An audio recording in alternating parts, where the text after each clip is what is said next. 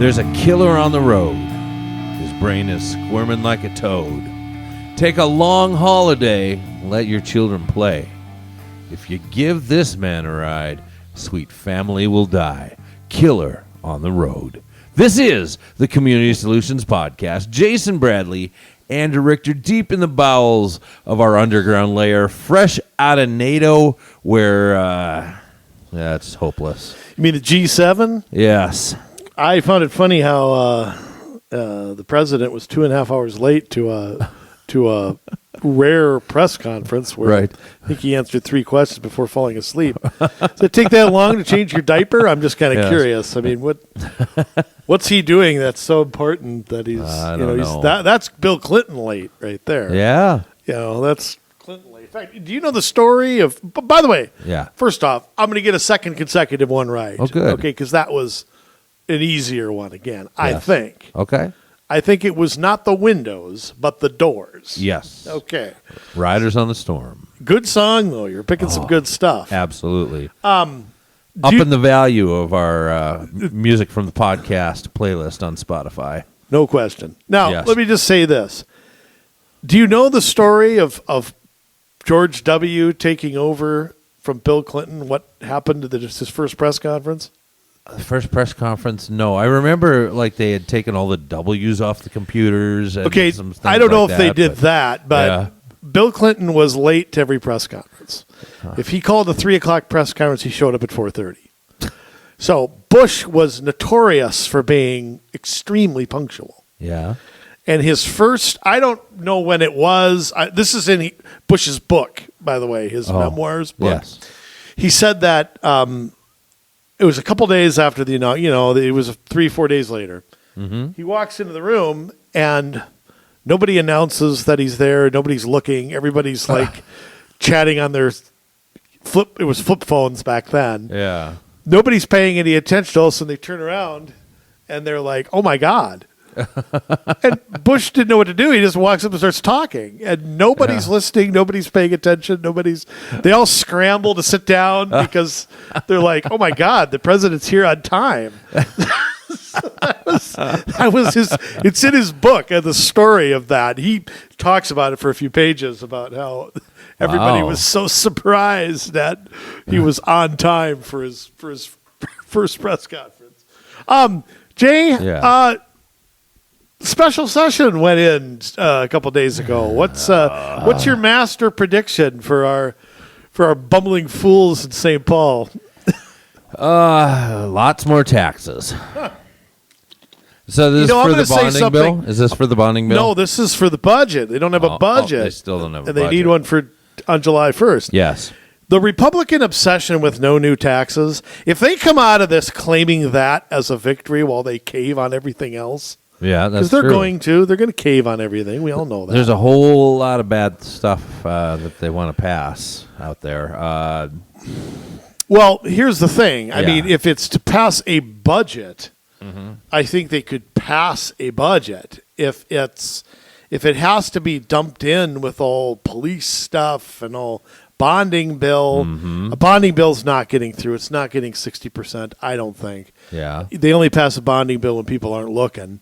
I don't pretty much everything they're going to cave on and then claim there were no new taxes, even though we're the second highest tax state in the country. I mean, that's been the Republican game plan for 20 years now, is to just cave on everything except that and then walk out claiming victory. Yeah, that's they don't seem to fight very hard to move the ball in the other direction. It's just we moved it less in their direction than they wanted to. Yeah, they only got 80% of what they wanted, not 100. So that's a victory. Yes. I mean, quite frankly, when you, 52 billion, the powers got extended yet again yesterday. Unbelievable. I mean, people aren't even paying attention anymore because the mask mandate's over. Here's the thing. But yet he's holding this in place. And, I think said that's important. He's going to have it for another year and a half. Oh. I think they're going to keep it up for good. And the Republicans could have stopped it by not showing up at the legislature. They could have stalled everything.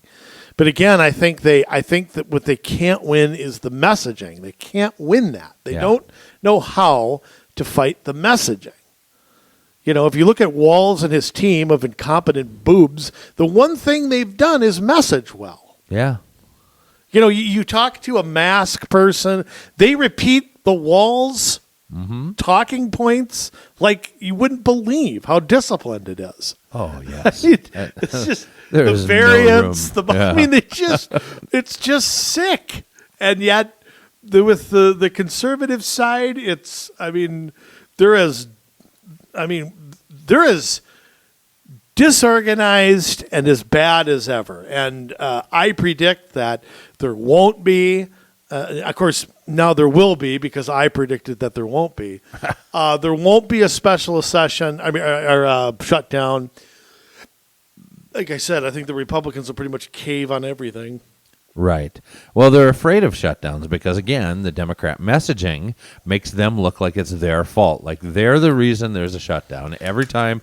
And it's always in the summer, and people are mad because they can't go to the park or they can't, it's, come Fine, on. pass a bill to keep the parks funded for another month. I mean, they could do that easy. Easy.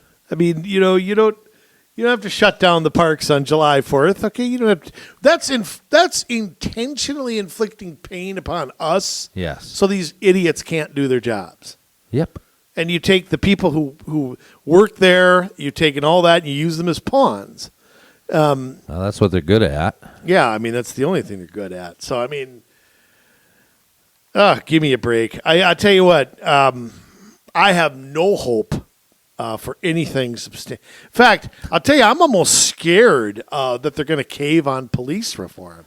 And I hope not. I think it's this close to caving on it. Really? Yeah, I do. Close, Because Republicans, especially this batch, have got a history of bitching about something for 6 months and then caving at the last minute. Look what happened with the bonding bill. Right. We're not going to bond. All that debt, blah, blah, blah. Then it goes through the Senate 64-3. Right. Okay, I mean, come on. What was that? What was the point? You wonder why you lose a messaging argument? It's because you got the backbone of a pretzel. So, I mean, I feel like they're going to pass something, and again, they're negotiating in private, so we don't really know what's going on. And my guess is what comes out of it, a few months down the road, we realize how bad it really is. I think they're gonna sing Kumbaya with everybody on July 1st, and then we're gonna find out in October what all the bad stuff that was really there. So right. I think we're in for another. The two parties that both favor big government, I think we're in for a rough couple weeks here. I'm having fun following it on Twitter. It's like people are so invested as to, You have some people that are worked up about it, and sometimes that can delay things, and then we might get out of the special session more or less okay, but then, the next session when nobody's looking and everybody's sigh of relief is when you really got to watch those things that didn't get through. Well, and now. I'll tell you what really concerns me is every 30 days now, from here till January, you're going to have to meet, and Walz is going to keep extending his powers as long as they'll let him. And you watch what happens in those special sessions. You have to call a special session every 30 days because the legislature's not in session. What gets passed in those? Go back to the bonding bill. It got passed in a special session to talk about the emergency powers a week after the election. Yep. So, I mean, what's going to happen in July or August when everybody's like, all right, the budget crap's behind us now. Let's enjoy the summer. Exactly. And they come back in August. Let's go on vacation. Let's go to the beach. Let's go fishing. Yeah, wow. Yeah, they're done paying attention. And so it's going to be bad all around. Like Gazelka, that shine on that bald head of his is going to be a little dimmer, I think, after this. You don't need your sunglasses anymore. All right, Jay. Yeah. Did I guess the Doors, by the way? Yes, you did. Oh, okay. Yeah, we got that covered. Okay. Can I mention one more thing real quick? It's our show. We can do what we please. I got a sports thing for you. Okay. I grew up the world's biggest baseball fan. Mm-hmm. I find today's baseball unwatchable. Yes, I know that. We've talked about that Yes. before. The Minnesota Twins. You know what? I'll tell you what. I couldn't care less about the Vikings. If the Wild are on, I might watch a quarter or whatever they're called. Period, yes. Yeah, I mean, my wife likes basketball, so sometimes, before the COVID, we go to a few Wolves games or something. But I tell you what, if the Twins were on behind me, I'm not sure if I'd turn around. Yeah, I had them on the other night, and they were playing the Astros. And They couldn't beat the Astros 9-3. I think no. I'm sorry. I was watching the Yankees game before the Astros. Couldn't beat the Yankees 9-1. I don't think I finished a half inning before I switched the channel. Okay, well, let me put it to you like this. Yes. This is how much the game has changed. Let me get this right here. Something has to change in baseball, I think, for baseball to survive. The constant inaction. I mean, if I'm bored watching baseball, I can only imagine what somebody else sitting there with you. You got 1,000 TV channels. You don't have to sit there and watch it anymore. Yeah. But when I can't do it, when I watch 2 innings where not one ball's put in play. Mm-hmm. Okay, just let me get to you like this: the Twins have a team batting average of 244. Yeah. Now, that's a batting average that 30 years ago might have got you cut. Yep. And they are 6th out of 15 teams in the American League in batting average. That is crazy. I mean, that's about as bad as you can get right there. Do you think a lot of that has to do with everybody's throwing 100 miles an hour now? No, I don't. I think it has to do with everybody swinging for the fences. Yeah. Nobody cares how many times you strike out. No bunts. Nobody cares. No. Nobody can hit and run. Nobody can bunt. Nobody can hit the ball where it's pitched. Yeah. I think these shifts have exposed these one-dimensional hitters. I think it has little to do with the pitching. I mean, pitching has a little bit to do with it because it's all about throwing hard now. Right. No one cares whether you have a second or third pitch. If you can Right. throw it 100, they'll find a role for you somewhere. Who needs a knuckleball? Yeah, I mean, there are no knuckleballers anymore. I Right. don't think there is one anymore.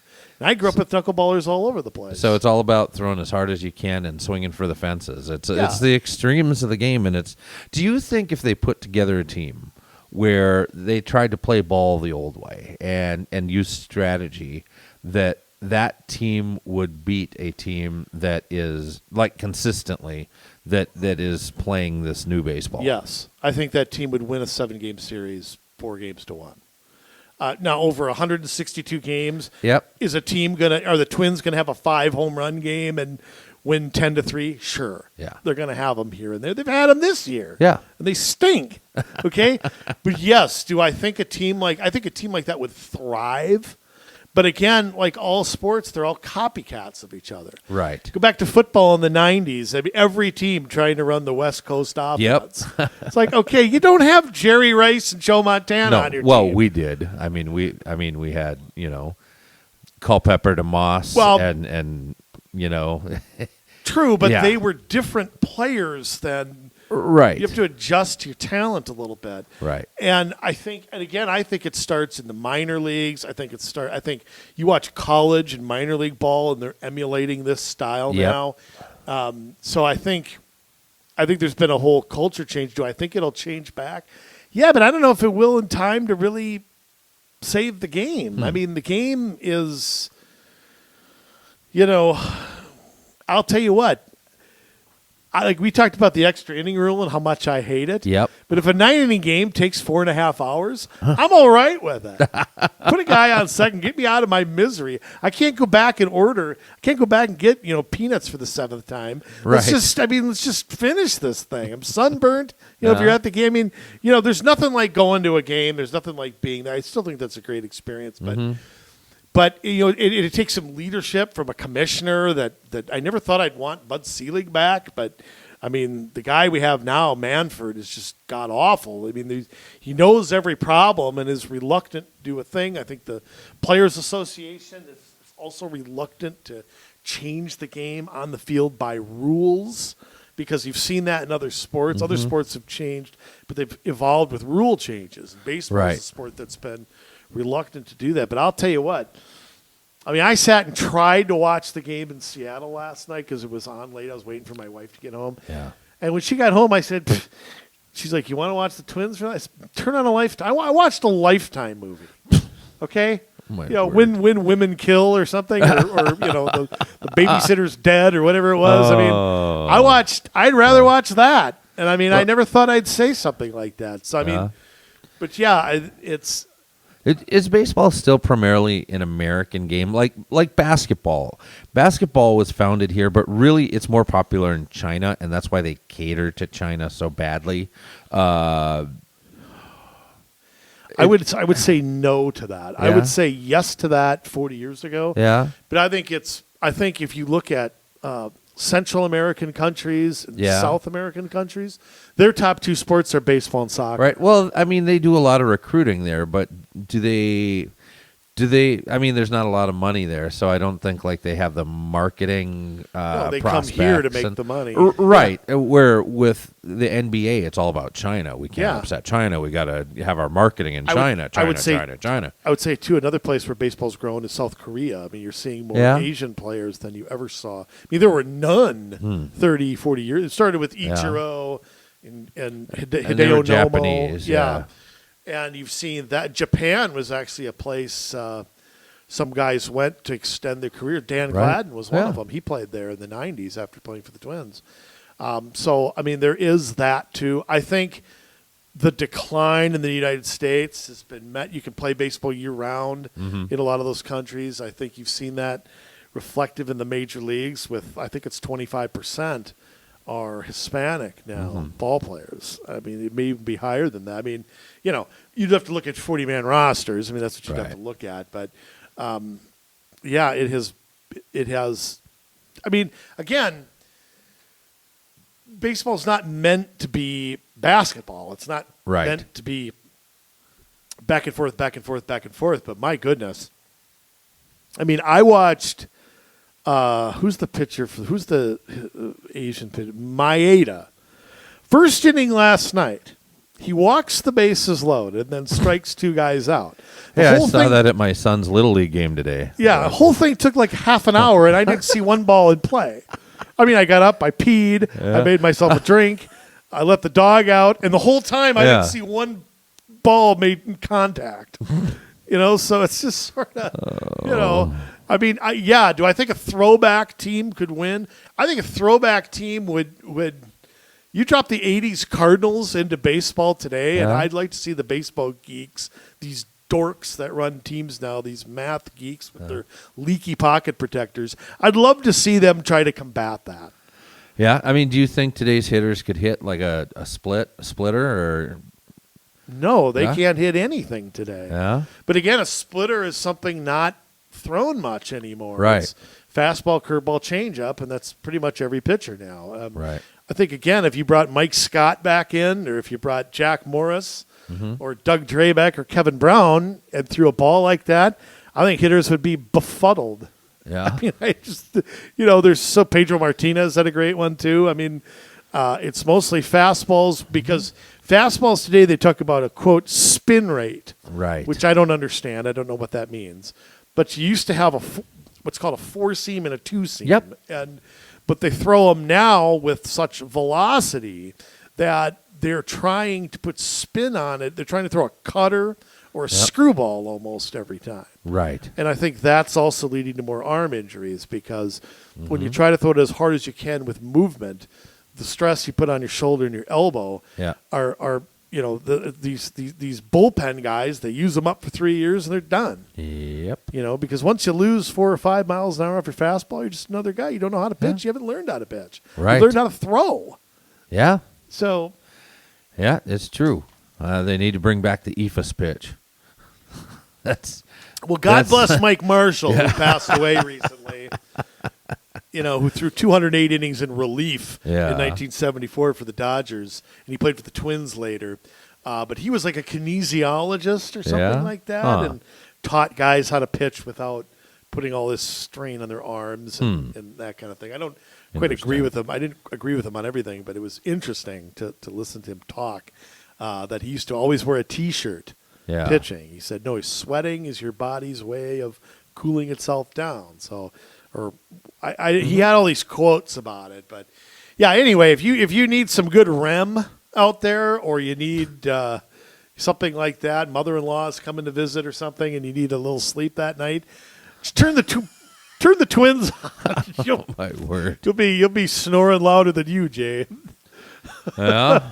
Speaking of that, by the way, that leads That's a us segue. That's a segue into racist highways. Yes. Jay, I took 169 to 394. I was a racist twice just on my way here. Wow. Did your white privilege let you on the freeway, or Yeah, they said honkies go ahead. I think that was the sign that Okay. I saw. That go right ahead. So All right. I was okay with that. racist highways? So what's this business? What is this business of racist highways that we keep hearing about, unfortunately? Unfortunately. I mean, anytime we have to listen to Pete Buttigieg, it's always unfortunate. Right. Well, that is unfortunate. And he had made a comment that highways were racist. I mean, with alleging that highways were constructed in such a way that the people were at least careless in their construction and didn't care about dividing up and ripping apart black neighborhoods in their construction. Well, can I make an observation? I don't know that they're any more careful today. Yeah. I mean, how many plans are there for cities and counties thought up by somebody at an office in St. Paul or Washington? I mean, Look at Hennepin County and light rail. I mean, they say that's for, right? They say that's to combat quote unquote racial injustice. I Right. don't know how, but you look at the communities further out that you're running through, and you're splitting them up. well, and look at areas of Brooklyn Park where they wanted to take this down. Take it right down by North Hennepin. Take it right down Broadway. There are apartments over there. There are same thing on 63rd. There's minority families all over that place. I mean, Absolutely. and it's not just. Here's the thing too. It's not just taking their homes, it's destroying their neighborhood. Right. And whether light rail is a good or bad thing, whether people want to debate that or not, there's no question that putting it in changes your neighborhood forever. Period. There's no Right. going back once that happens. So, but this idea, look, you go back. I don't know whether this is true or not. Quite frankly, I don't care.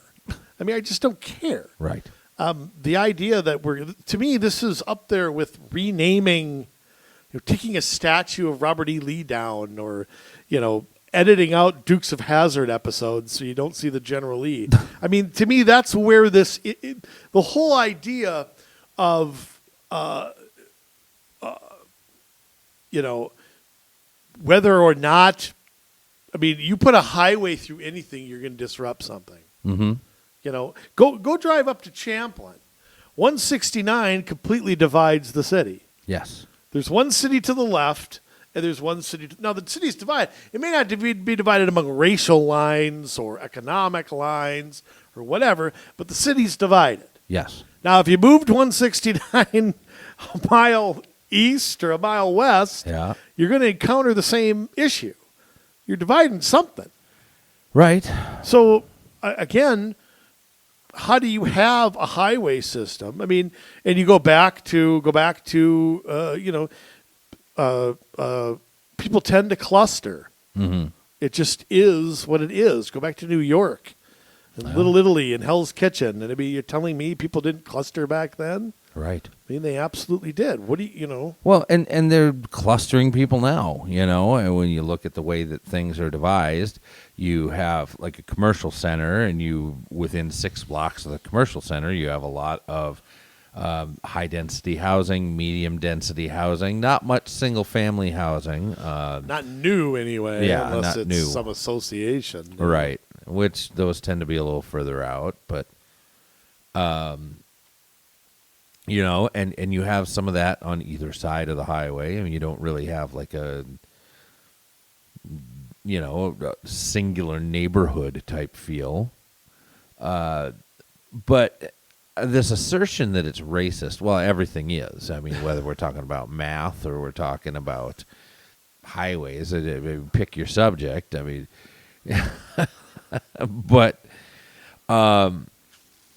this is what I think that these I don't want to say progressives, because they're really not progressive. They're Marxists. This is kind of the fly in the ointment, if you will, or the sand in the wound that they use to get what they want. This is cultural Marxism, where you take the people that you make them feel like they're oppressed, and you turn them against their oppressors, which then turns them back towards you so that you can implement Marxism. I mean, that's what the Frankfurt School came here from Germany, set up shop at Columbia University, and ever since, I mean, this is something that they have been trying to implement to take down the Western way of life. Well, and let me point out one thing. Yes. That I can understand a local community objecting to a project. Absolutely. If you feel as though there are legitimate reasons to oppose the construction of a highway or a road's expansion or whatever, whether you don't want more traffic, whether eminent domain would come into play and would affect businesses, affect churches, school district lines may have to be redrawn because of it. Right. There are a lot of local impacts, but to make it racism is done on purpose, like you said, to divide and conquer. Yes.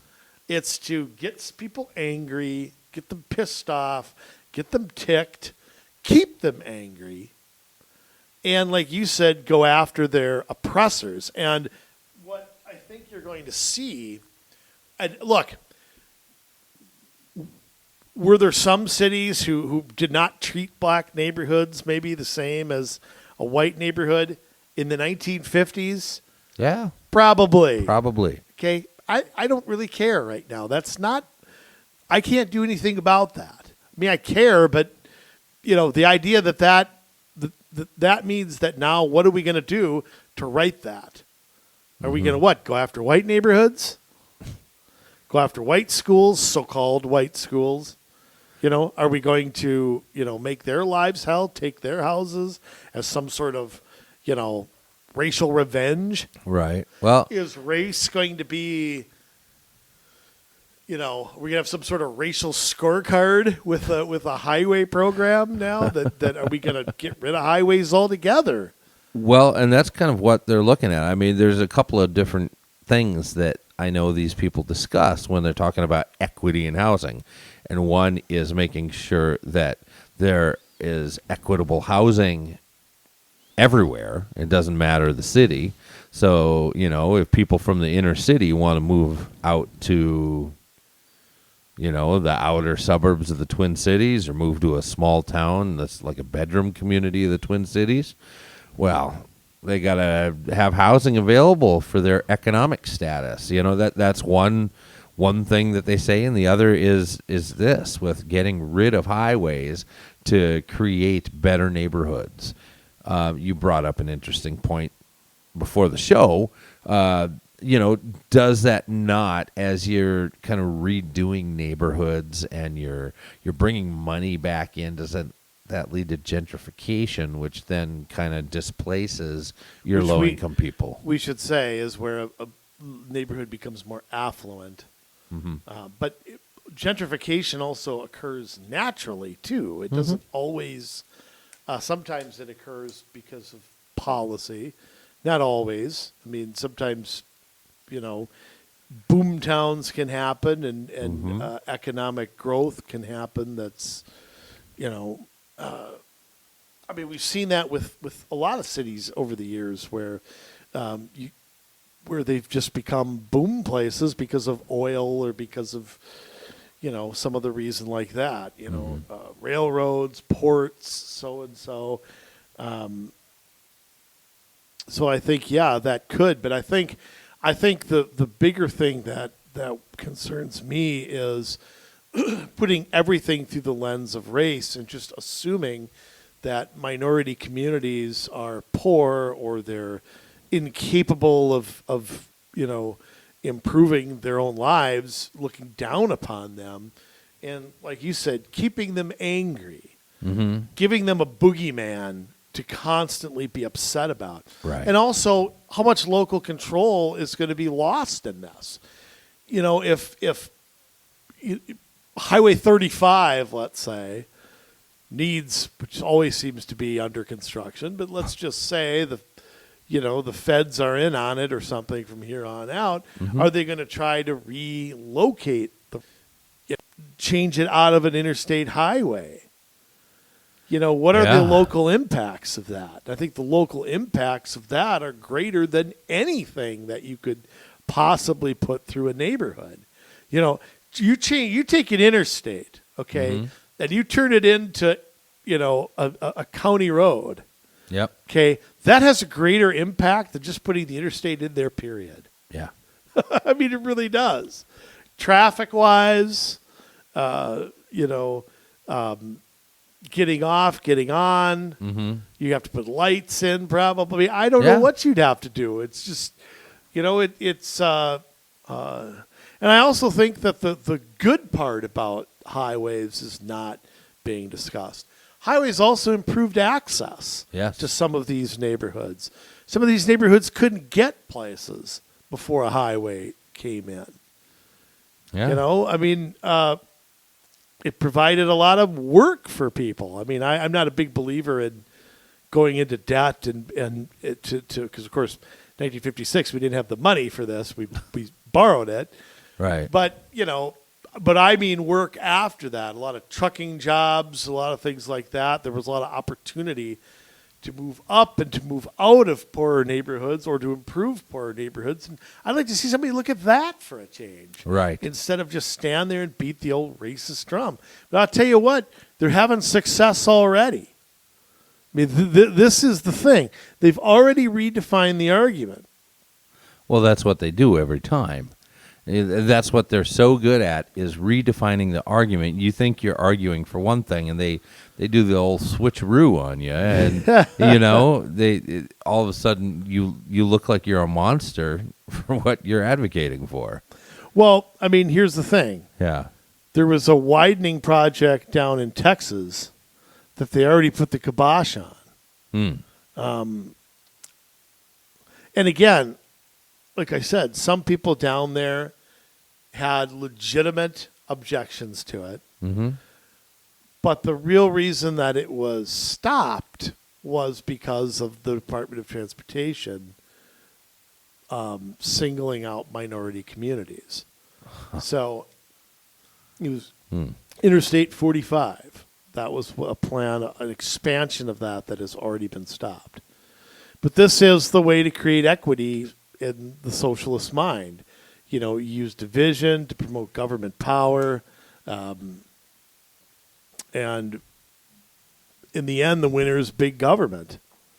And the government furthest away from you. Right. But I'm concerned about the local impacts, that nobody in Washington is going to care about them. All they care about is their agenda. So, I mean, what do you... how are you gonna? How's this gonna work? How do you create a non-racist highway? Yeah, I don't really have a good answer to that. Matt Gaetz from Florida said that highways are not racist, and let me see here. The Young America's Foundation, a conservative youth organization, tweeted out Buttigieg's quote that said, "This is not parody." So they weren't. They tweeted out they weren't kidding. Yeah, he went on to claim that Buttigieg did that the highways were built at the expense of communities of color in places all across the country, including Washington, D.C., Philadelphia, and New York. And this is straight out of Forbes, so this isn't some conservative hack site. And it goes on to say, maps showing the racial makeup of American cities today show that white and minority neighborhoods are often divided by physical infrastructure projects, such as railroads and highways. The political alignments are predictable, but this is an old issue. Former Oberlin College history professor Clayton Copps told Forbes in an interview Monday. So nothing like a professor who gets a government paycheck and tenure, sits on his arse and just goes on and on about it. But this is where I disagree. I think interstate highway systems were built through areas where people of color and lower income people lived to create a wall that would in effect segregate white people from minority communities. And Copps noted it was easier for officials to build highways in minority communities because the people there had less political power to fight eminent domain. Now, that's the difference between Southwest and Bottineau. The only thing that holds Bottineau back is the Canadian Pacific Railroad, or Burlington Northern, Santa Fe. Or which one is it? It's one or the other. It's Burlington Northern. But it's certainly not because of the people that live in that area, where with Southwest Light Rail, you have all of these more wealthy people that are able to put up some resistance to this. Yeah, they can hire lawyers and things like that. Right. Businesses, too. So there's some truth to that statement, but his previous statement about highway or freeways were built in these areas to segregate white people from black people. I don't see any evidence of that. I don't either. I mean, I've never seen any evidence that go to 94 through Minneapolis and tell me how that segregated Minneapolis. Right. I mean, what do you see there? Was there a black neighborhood on the one side and white people on the other? Nope. So I mean, it may have inadvertently done some of that too. I mean, I don't know that it was intentional or by some grand plan of a bunch of, grand dragons of the Ku Klux Klan that were going around. I mean, I don't think. Right. You also have to remember, sometimes building highways, it's got to be very expensive to do that, and it's got to be okay. Where can we build them with the least disruption, the least tearing things down and rebuilding? I mean, it just could have. But I'll tell you what, when I see the Congress for the new Urbanism basically jumping up and down like they're having a steak dinner at something like this, I know that we're in trouble. Right. The Congress has already proposed $10 billion to facilitate highway removals or redesigns as part of a broader economic justice bill. This is from CS. Presidential support for something like this, said Ben Crowther, program manager at the Congress for the New Urbanism, a Washington-based non-profit that tracks highway removals. If funding was made available for removing highways and righting the historical wrongs they perpetuated, that would tip the scales in favor of more removal projects. So once again, New Urbanism, again, seeks to cram everybody somewhere, get rid of their car, get rid of home ownership, make everything a cluster blank, where you have everything within a half a mile. Everything, Jay. Everything. A river within half a mile, a baseball field within half a mile, a movie theater within half a mile. Right. Everything's within half a mile.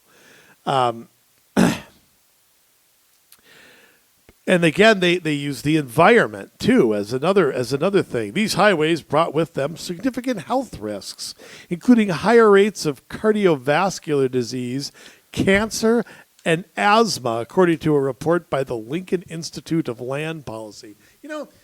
Poor Abraham Lincoln to have his name associated with, if I were a Lincoln family descendant, which I may be, What you say with no proof. Yeah, I mean, I might be. Who knows? Right, and I might be too. I could be. It's just, you from Kentucky. That's possible. true. It is possible. It's more likely that I am than you. That's true. I don't know. I mean, I think I could wear that hat pretty well.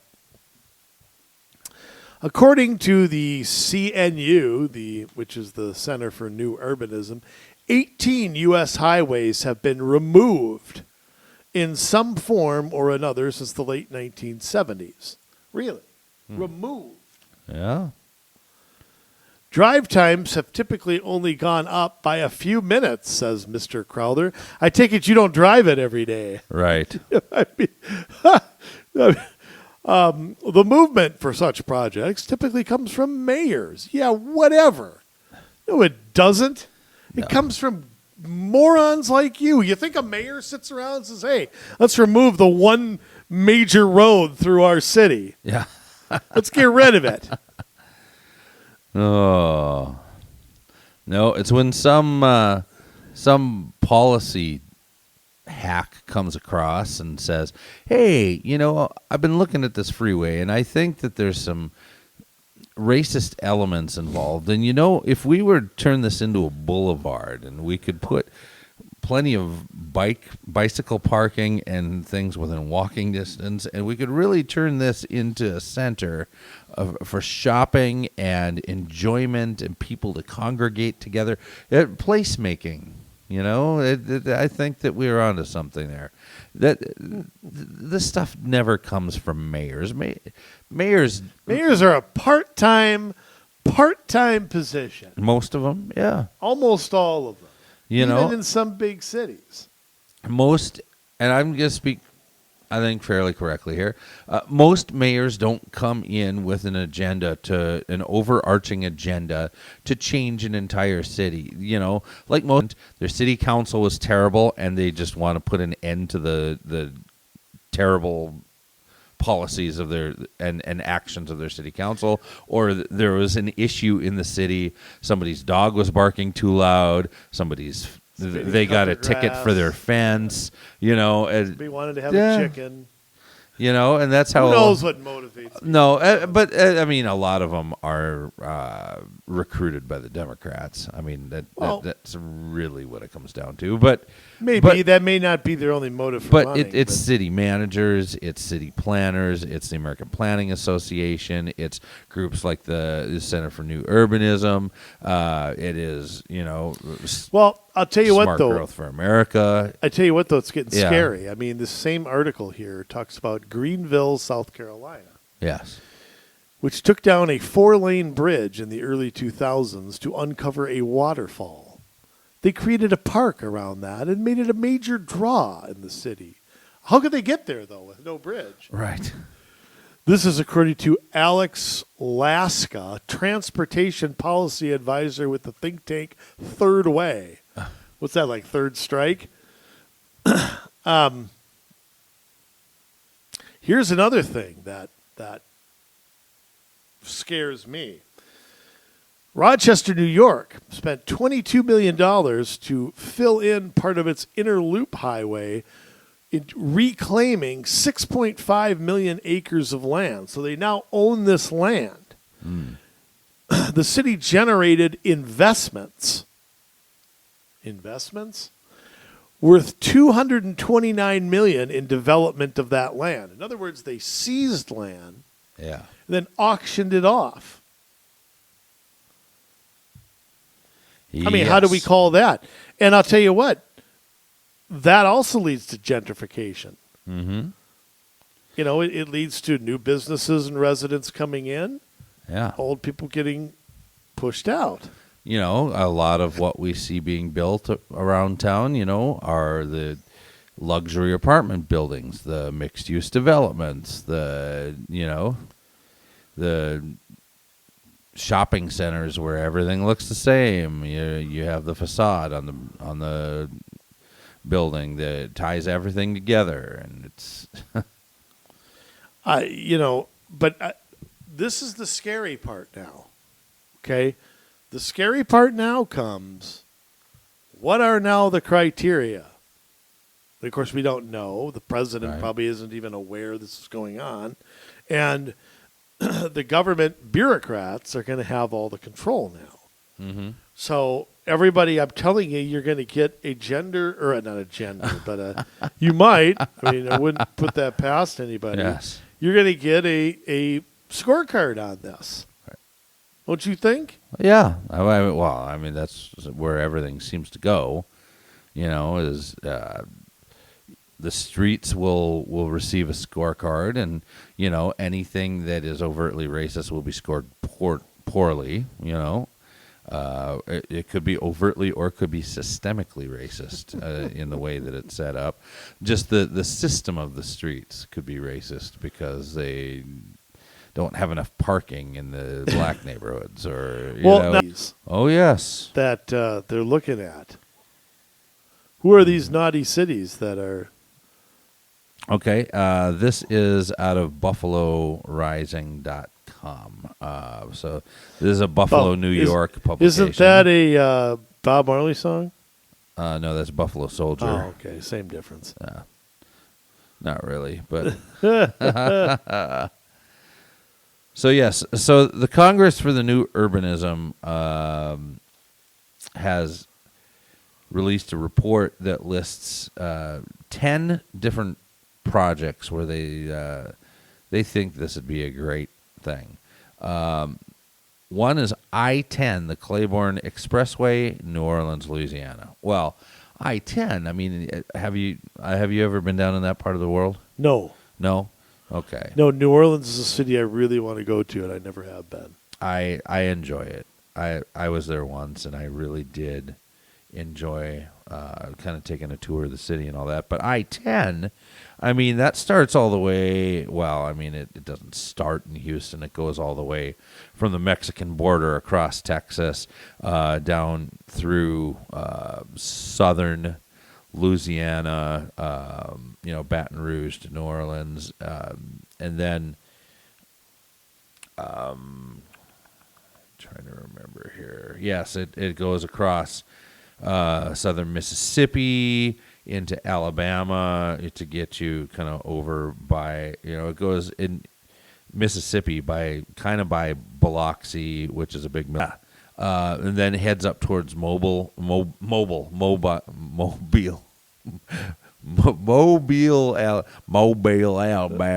and then and then from there actually crosses over into the Panhandle of Florida, going all the way over to Jacksonville on the East Coast. So it is a major freeway. So you're talking about like through New Orleans.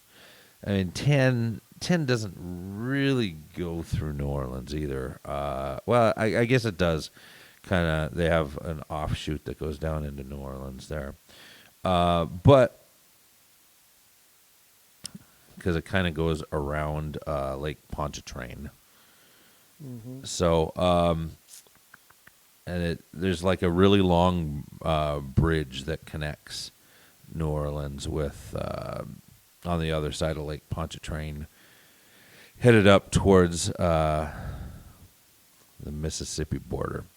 But I don't know how you take that out of there. I mean, 10 does go straight through, the city itself. But what I don't understand. You take that out. I know that there was for a while what they were calling it the Chocolate City, right?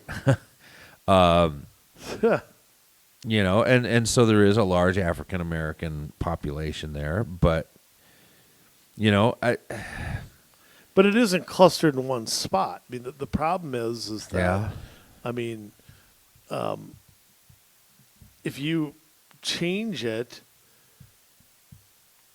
move it out of one neighborhood and put it into another, aren't you dividing another neighborhood? I mean, You are, unless you get rid of it entirely and turn it into a county road or a boulevard, which I don't know how you do that with an interstate freeway. I mean, or have it get out of the city completely. right. You'd have to. 60% black. Yeah. So how in the world, in a 60% black city, are you going to have any big project that Right. does not affect black citizens? Right. You And won't. there's probably a segment of black citizens that want something.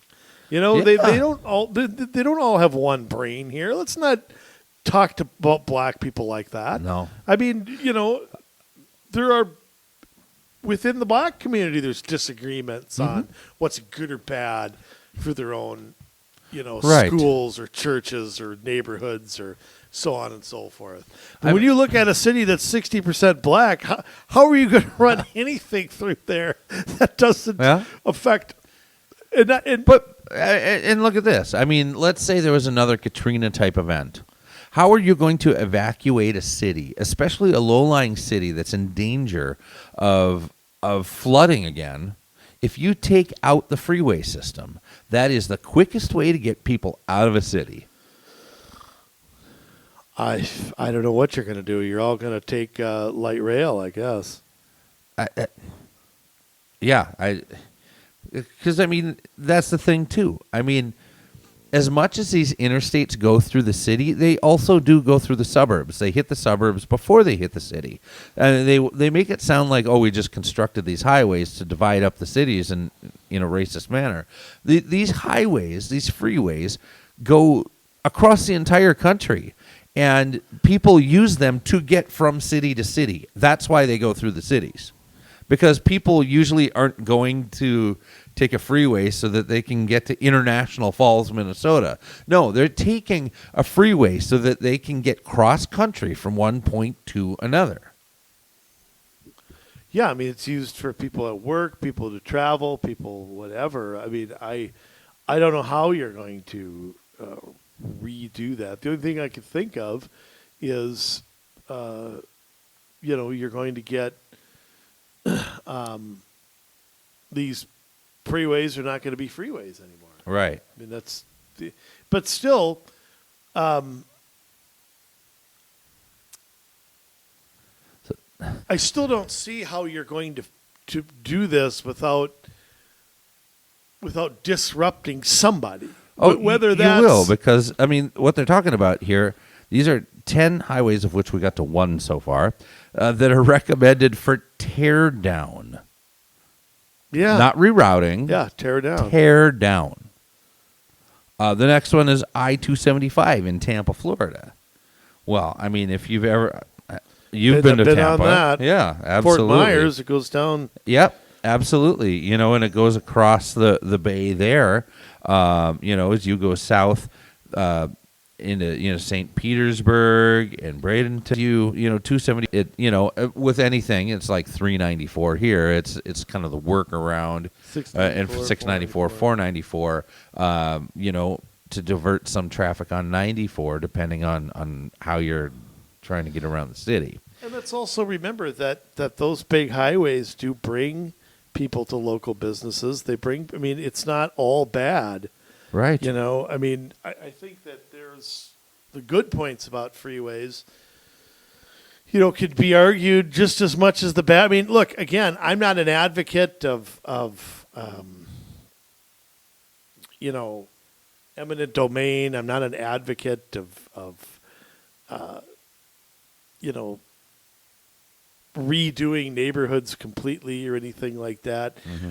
But like it or not, the freeways are there, and changing them will have just as many consequences, if not more. Right. So, yeah, I-35 in Austin, Texas. I don't know if you've been there or not. Dallas, not Austin. Okay. But of course, I-35. I've driven right. on that road. Yeah, me too. Today, Austin. I've been there. Played in Austin with a band during South by Southwest, the big music festival. I don't know how you get around without I-35 going through Austin. I mean, there are some smaller things, but there's Texas Highway 1, I think, which goes to the west of that, but and there's some other things, but yeah, it's 35. I mean, yeah, it splits Austin kind of right down the middle, but and it goes right through the downtown area over by the University of Texas and stuff. But I mean, wouldn't you want a freeway to go close to the university so that you can access it easily? 35 goes it goes pretty much through the U of M. Well, here, and keep in mind, a lot of these highways connect these big cities to another. I mean, you don't, you look at something like 35, you can just take that from Minneapolis to Duluth. Right. 94, you can take it from Minneapolis to Fargo, or St. Cloud, or, 35, you go all the way down to Texas and every point in between, where in 1945 you couldn't. So, I mean, do the benefits outweigh the problems? And like I've said before, I don't know what went on in the 1950s. I still think that I'm more concerned with what we do today with them, and it's, but there were you get rid of, I just can't imagine the cluster blank, that could happen. I don't know how you improve Minneapolis by getting rid of 35 and 94 as interstates. I mean, right.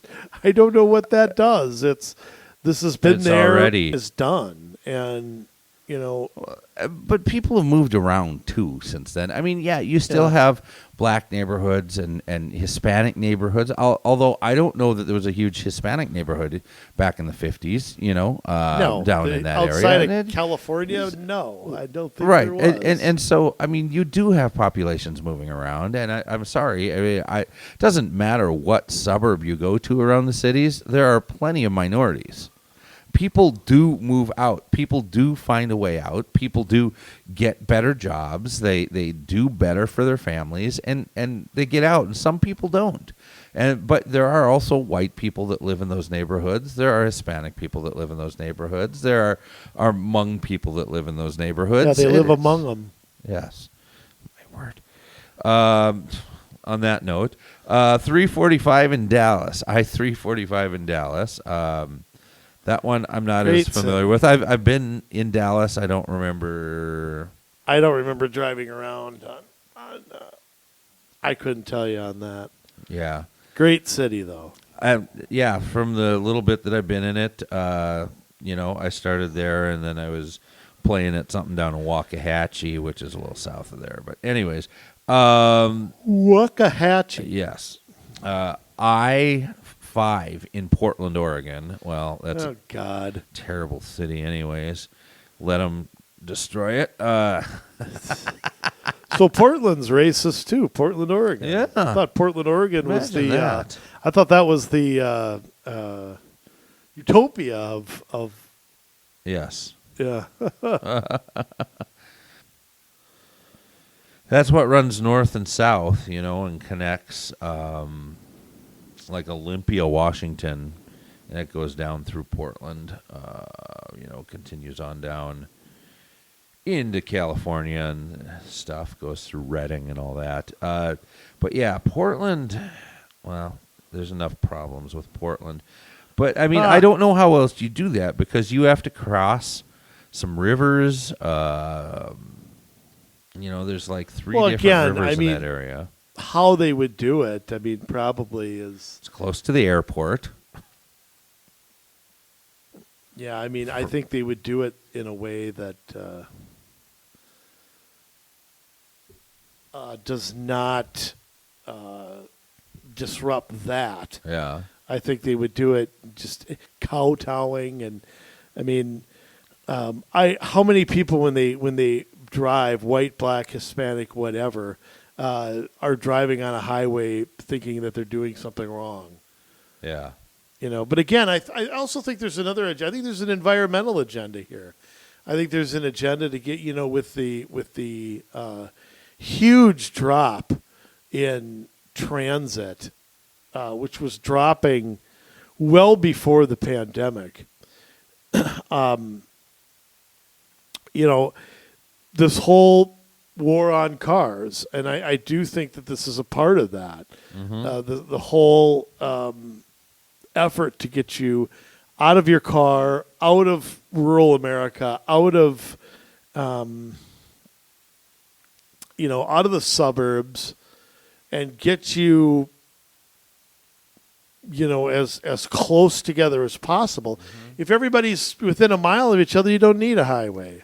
Right. And I think they'll tie the environment to that. I think it's, again, just part of that larger, if you want to call it Marxist socialist agenda. Yeah. Which is to get, like I said, get you out of your car, get you in government everything. Yeah. You don't own anything. It's back to that. You don't own land. You don't own a house. You don't own a car.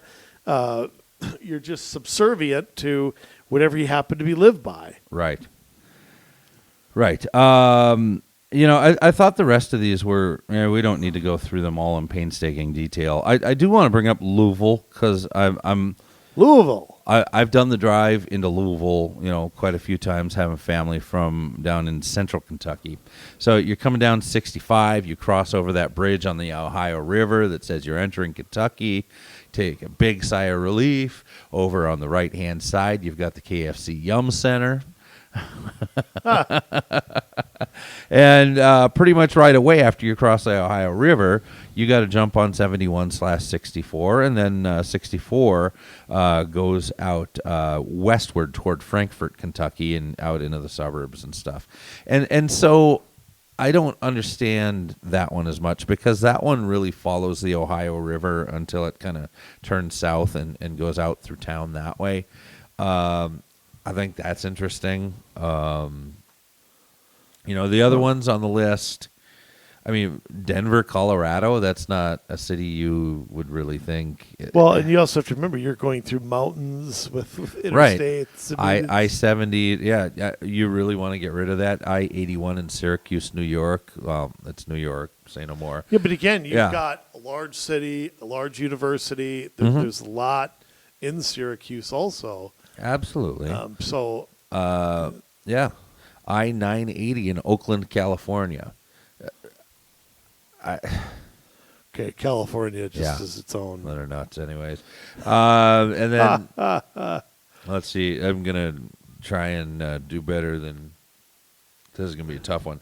You have Kensington and Skagit-Quata Expressways in Buffalo, New York would be number 10. You're talking like list. Me. Yeah.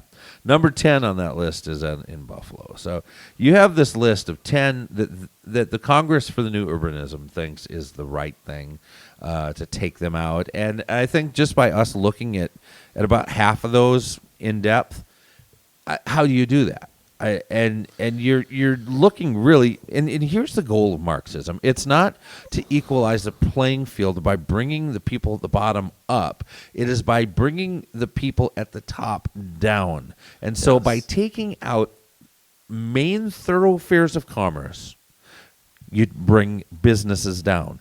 By allowing people not to get to work or whatever, it causes them to maybe have to find a new job where they're not as frustrated with the commute. So that they're living close to their work, driving less, or they have to take mass transit. And so really that is the goal of all of this. Because keep in mind with Marxism, they don't believe that these are still racist today because people move around. People have freedom and do move around quite well. And so for now. Right, for now. This is about bringing down an institution and raising up a different institution in its place. So how do you do that? Cultural Marxism would say make the oppressed, angry at the quote-unquote oppressors, and then you can do whatever you like.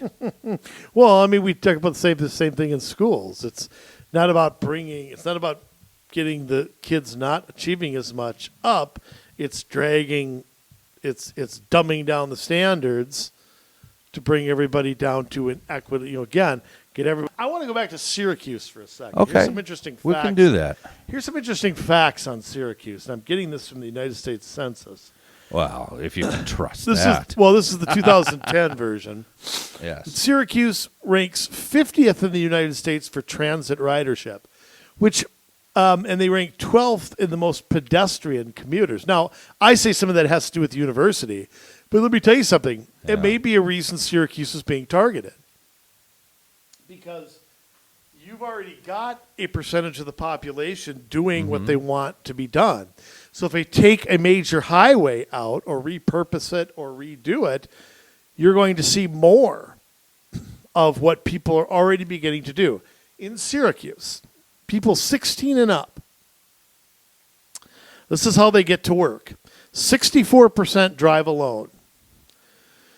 9% carpool, 11% walk, 8% use public transit, about 1-point-something% bike, and about 1-point-something% use a taxi or an Uber.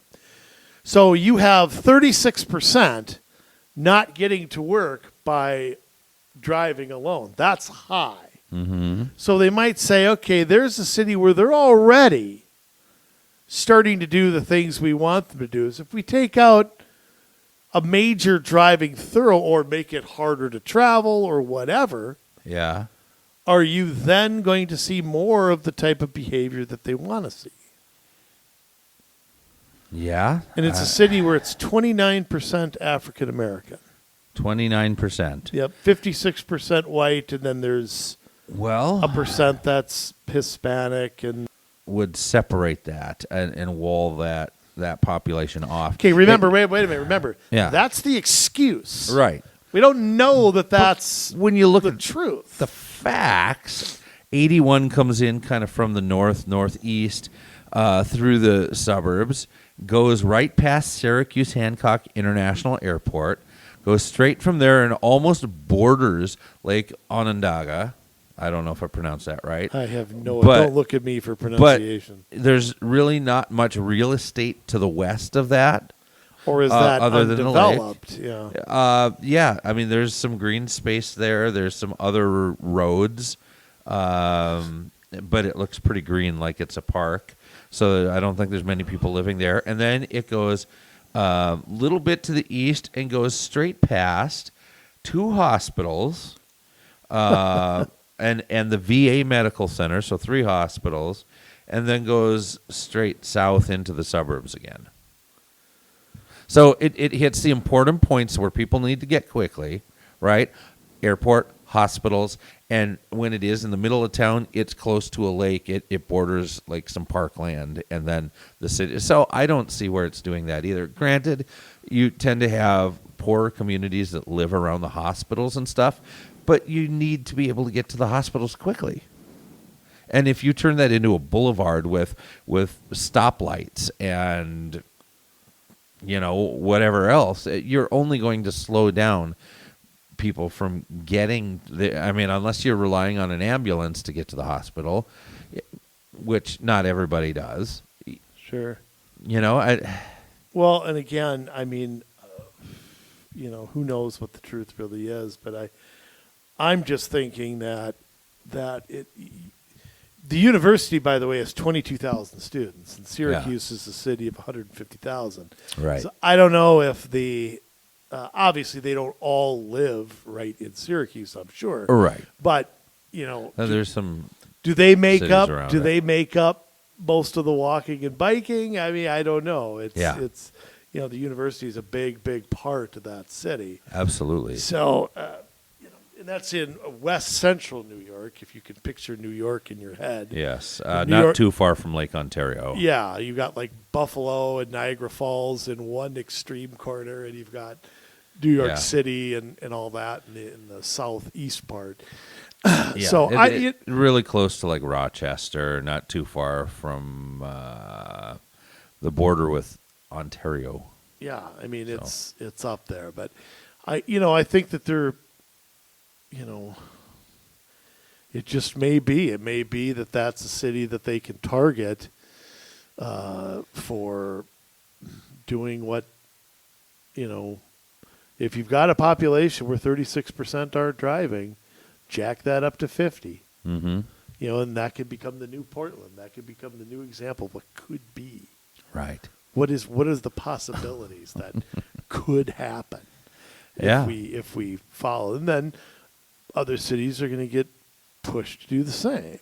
They will. There's a lot of cities, though, where they are really spread out, and I don't know how you do something like that. I mean, take like L.A. L.A. is so spread out. I don't think you could have L.A. without the interstate system. But I'm sure there you could make a better argument that the freeway system in L.A., you're separating places like Highway Inglewood. 5 and I mean, you got Interstate 5, but I mean, if you're looking like right in L.A., you've got where are we here? 105, where you've got that running, and you've got the 405, which kind of wall off like Inglewood and Compton and Linwood, and so you're kind of separating these up. You might be able to make more of an argument with that, but again, you don't get around L.A. without the freeways. I mean, and you barely get around. I've driven on freeways in L.A. Me too. Oh my word! Yes, the rest of the time I was there, I didn't have too much trouble. But Sunday afternoon, I don't know why. Everybody going to the beach or what? But it's everybody going to the airport. It's pretty bad. So like you might have a case there, but it's so spread out. I don't know how you do that. Just like in Phoenix, I don't know how you would do that. That is so spread out between Phoenix and Scottsdale and that whole area. The metropolitan area you're talking about. Yeah. And I've driven that. How about New York? I mean, how do you change New York City? The city's hundreds of years old. Right. It's impossible. You'd have to tear things down, although I don't think they're against that either. Tearing down existing structures, building up new green structures, this whole envisioning a new city. Well, again, you do it slowly over time. You paper cut people to death. Right. That's how you do it. I mean, that's how they always do it. Mm-hmm. And this happens everywhere. We should say this happens everywhere. This is not just in blue states. No. There's this myth that we've talked about it a million times of where there's, that this doesn't happen in Texas, or it doesn't happen. We named 2 cities in Texas. Yeah. Well, not where it's happening, but Texas, but where they think it would be a good idea to do it. Louisiana, another very red state. And I mean, there's the local governments are not exactly with that. And sometimes the money and stuff dangled from the governments above them is too much for them to turn down. I mean, it's difficult. So I think you're going to see this. I mean, I really do. I think you're going to see more of this than you should, with race and the environment being the main pushers of this. And we all know Democrats, when it comes to messaging, they're very good at it. They're very disciplined at it. And the media will I mean, you look up, put it to you this way. Google racist highways or something like that, and you'll find New York Times articles. You'll find even more what you think is more conservative, like the Washington Times or the Wall Street Journal or Forbes or whoever, and you're going to see articles on this everywhere. Yeah. And, NPR, the usual Daily Kos, the usual places. And so the message is already out there. The pretext is already being pushed. Well, it's not some sort of random idea. I mean, it's an actual policy. It's a public policy of urban planning to demolish freeways, create mixed-use urban areas, parks, residential, commercial, or other land uses. To promote, let's see if you've heard any of these phrases from us before. Smart growth. transit-oriented development, walkable and bicycle-friendly cities. In some cases, freeways are reimagined as boulevards, rebuilt as tunneled freeways, see tunnels, or relocated through less densely developed areas. I have never heard those terms in my life. Yeah, only like for the last 12 years, right? That's a long 12 years because it really seems like it's more like 100. Yeah. Yeah, well, of course, this has been done. You look at the Alaskan Way Viaduct in Seattle, Washington. Another one of our favorite cities. Yep, that was actually replaced by a tunnel. Central Artery in Boston, Massachusetts was relocated underground. The Big Dig. Was that the Big Dig? That might have been the Big Dig, yeah. The Gardiner Expressway in Toronto, Ontario, they shoved that, I guess, east of downtown. The Central Freeway and Embarcadero Freeway in San Francisco, California. Harbor Drive in Portland, Oregon.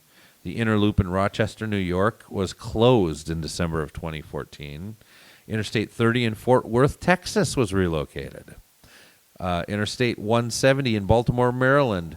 The western stub was removed for expansion of the West Baltimore Station's parking lot and possible Red Line project. Red Line means light rail. Yeah, and don't you love how they remove a highway or to maybe create bus rapid transit, but to yes. create a parking lot? Yes. That's hilarious. They man. removed interstate and set up a parking lot. Okay. Interstate 195 in Providence, Rhode Island was relocated as part of the I-Way project. Oklahoma City Crosstown Expressway in Oklahoma City, Oklahoma was relocated. Park East Freeway in Milwaukee, Wisconsin. I mean, look at this. Robert Moses State Parkway, Niagara Falls, New York. Robert Moses. South, Talk about not naming something after somebody. The easternmost portion of Southeast Freeway in Washington, D.C. The Voie Georges Pompidou in Paris, France. Boy Well, George? Nobody Is it cares the Boy about that. George? Yep, that's exactly Okay. it. West Sacramento Freeway in Sacramento, California, except for the westernmost portion. California. West Side Elevated Highway, New York City, except the northernmost portion. That's the new version of the West Side Story. Yes. Yes, the Zhongqiao Elevated Highway in Taipei, Taiwan. So this, Montreal, the Claiborne Expressway in New Orleans, Louisiana. We already kind of talked about that. Yep. They must There's have tons of articles done something there already. Cleveland Memorial Shoreway in Cleveland, Ohio. The Cogswell Interchange in Halifax. Oh, Cogswell. That's George Judson's boss, right? Yes. No, that's Spacely. Space rockets. Yeah. And they have Coswell's Cogs. The Inner Belt in Akron, Ohio. The Downtown Connector in Atlanta, Georgia was proposed to be rerouted into tunnels beneath the city. Interstate 70 through downtown Denver, Colorado was proposed to be rerouted into tunnels beneath the city. So this is happening everywhere. And it lists a bunch of the things we already listed. Oh, Interstate 35 in Duluth, Minnesota. Really? Duluth, How Minnesota. would you reroute that? I don't know. But that runs right along the lake. That's not walling off black communities. It just goes right through downtown. Yeah, I Ridiculous. don't understand that. Yeah. Yeah. So this is stuff that this is not some far off theory. It's, these two crackpots in St. Louis Park came up with in some underground bunker that hasn't seen the light of day in 4 months. No. These are actual ideas that are being implemented as we speak by places like the Congress for the New Urbanism, like Smart Growth for America, like President Biden's infrastructure bill. There is freeway removal proposals within that bill. or there was. I don't know where it They're stands there. currently. They're there. But It hasn't moved at all. the Republicans have taken some things out, and the total cost of it has come down, but I don't know what all has been taken out. Well, and that's what we have to watch. And Republicans have taken a few things out, but what? yeah. And there's still negotiating going They're probably taken out the crumbling bridges and left this crap in. Wouldn't surprise me. Wouldn't surprise me. Jay, it's that time again. Already. It is. It seems like we just got into this. We gave some good info, though. Yeah. I think we all learned And a a few list things of cities tonight. that are being targeted by. Imagine, living right off one of these highways, using it every day, and having the President of the United States targeted as racist. I mean, Right.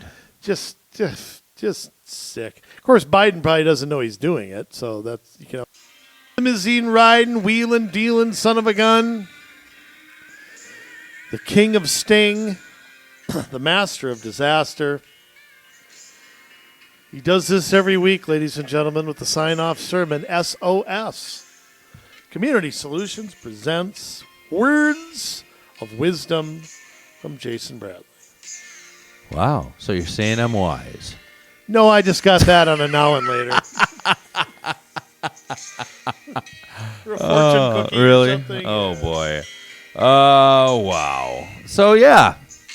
There you go. I mean, the facets of racism in this country are deep and wide and unhealable, I think. That's what they would have us believe.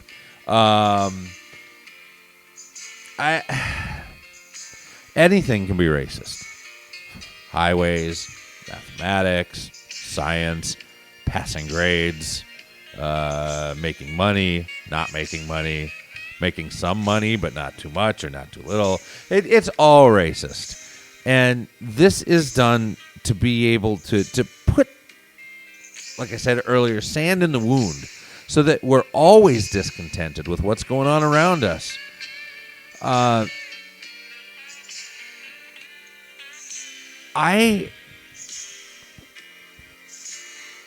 sit here and I think about this because there's so much that we are under attack from. There's so much that they try to shove down our throats, and it's all related, and they can't get people to buy into their war on cars. So what do? They bring Marxism in and try to make people disaffected so that people will hate the things that carry the cars so that they can get rid of the cars. I mean, that's really what it is, and we've got to be able to see it for what it is. And it's like a shell game. It's like, well, you're not going to go for this, so what's under this one? Well, we have to keep our eyes on the goal, and the goal is total government control. And the way they do that is by limiting our movement, by not allowing us to own property, by making us servants of the state who are dependent, whether it's a basic universal basic income, which is a lot of what they're doing, handing out checks everywhere all the time and getting people used to receiving a check for the government, from the government, or, it's by, oh, can we please have permission to do this with our own property? Or, please, if you're going to do this to the road, at least, give us some amenities. We want a walking bridge, or it's nice. But they still get to do whatever they dang well please. And that's where we have to stand up, and we have to see things for what they are. We can't continue to walk down this road, or we are going to come to a place where we're already there in my eyes, where I don't recognize my country. I don't recognize, the life that I had when I was younger, the freedom that I had when I was younger. And I all the riots in the streets and the fires and the burning and the looting and the blocking freeways with protests and the police officers being made into the bad guy and this and that. And I don't understand it. I don't know if any of you do. I certainly, I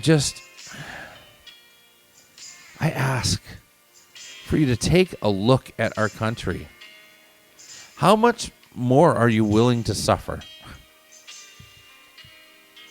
Just so that you can enjoy your leisure time a little longer. Because I tell you, when they're done doing what they're going to do, you're not going to have the ability, the freedom, the money to go and enjoy that leisure time. So enjoy it for another couple of years until they, replace our currency and make it so that you can't own private property and everything that they want to do. Enjoy it now. Or maybe you step up and you make a sacrifice for the hope of maintaining those freedoms forever. Our greatest generation went to the foreign shores of France and fought the Germans. They went over into the Pacific theater and fought the Japanese. They didn't have any guarantees. They didn't have guarantees they were going to come home. They didn't have guarantees that they were going to win against the Nazis and the Japanese. But they did go because they believed in something. A, that you don't treat people the way that the Germans were treating the Jews. Two, that what they were spreading with National Socialism, with taking over other countries and spreading fear into the hearts of those that were in France, that were in England, that were in other European countries around Germany, that was not okay. Either we were to stand then, or we were to watch the world fall. And we waited and we waited and we waited. But when Pearl Harbor got bombed, we decided to jump in. It was into our country. They can definitely hurt the American spirit. But we weren't going to stand for it. And we shouldn't stand for it now, because not only have the enemies reached into our outermost islands, they have gone into the heart and soul of this country. They're being raised in our universities, in our high schools, and our elementary schools. They are coming out of our churches. They are not embracing what America is. Instead, they are only allowing themselves to see this small tunnel. And America's racist because the professors say so, because the politicians say so, because the media says so, because the think tanks say so. That's not who we are, America. And we have one opportunity to show the people of this country that we are not racists. That bad things have happened in our past, but what we do is try to raise people up by the bootstraps. We try to help them along and give them a way to succeed in this country. Because I'll tell you this, here's what they don't tell you. That all the racist stuff that happened in the South, slavery, the Ku Klux Klan, you name it, Democrats were pretty much at the head of all that. But yet, all of a sudden, they're the one with all the answers. And you're supposed to believe that they have your best interests at heart. I don't believe it for a moment. Not for one stinking moment. So what are you going to do about it? Are you willing to sacrifice a little comfort now for a lot of freedom later? Are we willing to repel the enemy that is at the gates? Or are we going to allow them to bust through and take us down a road that we really don't want to go down? Because once we lose our freedoms, they ain't coming back. So are we going to preserve it for our children, our grandchildren? Do we care enough about them to drive critical theory out of our schools, out of our local government, to hold the line on spending, to be able to make sure that this country gets put on sure footing once again. If that's you, then we need you. We need you, patriot man, patriot woman, to stand up, no matter your color, no matter your creed, no matter what you look like. We don't care, but we need your help. Get us an email at commssolutionsmn@gmail.com. That is commssolutionsmn@gmail.com. And we will be sure to get in touch with you and help you along the way. We won't leave you high and dry and let you do this on your own, because that's not our style. No. We are here to help this state change direction, and we can do it. We can all do this together, but it's going to take a little bit of work, a little bit of sacrifice. It might take a lot of work and a lot of sacrifice, but we can do this. We can do this. So raise up your hands in the air, say, I'm in, and you send us an email. It's time. Clock's ticking out, sand's running out of the hourglass. What are you going to do when Marxism runs wild on you? That's the question. We love you, Minnesota, but now it's your turn to get to work.